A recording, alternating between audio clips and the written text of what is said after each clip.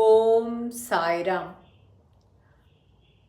நரசிம்ம சுவாமிஜி மகா சமாதி அடைவதற்கு முன்பாக தன்னுடைய ஆன்மீக சக்திகள் அனைத்தையும் அவருடைய சிறந்த சிஷ்யரான ராதாகிருஷ்ண சுவாமிஜிக்கு மாற்றி கொடுத்து விட்டார்.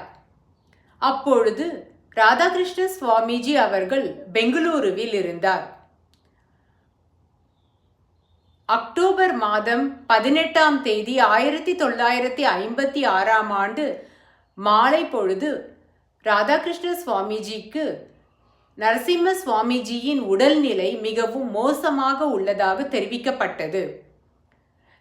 ராதாகிருஷ்ண சுவாமிஜி இரவு முழுவதும் தியானத்தில் அமர்ந்திருந்தார்.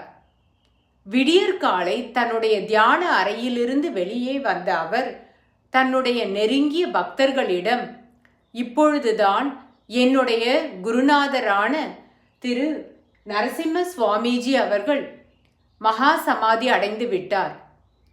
அவருடைய பிரிவு கால பரிசாக அவருடைய ஆன்மீக சக்திகள் அனைத்தையும் எனக்கு அளித்து விட்டார் என்று கூறினார். பக்தர்களிடம் விடியற்காலை சென்னையில் செல்வதற்கான ரயிலை பிடிப்பதற்காக தயாராகும்படியும் அறிவுறுத்தினார். ஸ்ரீ சாயிபாபா 1936ஆம் ஆண்டு ஆகஸ்ட் 29ஆம் தேதி தன்னுடைய ஆன்மீக பொக்கிஷத்தை நரசிம்ம சுவாமிஜிக்கு அளித்தார்.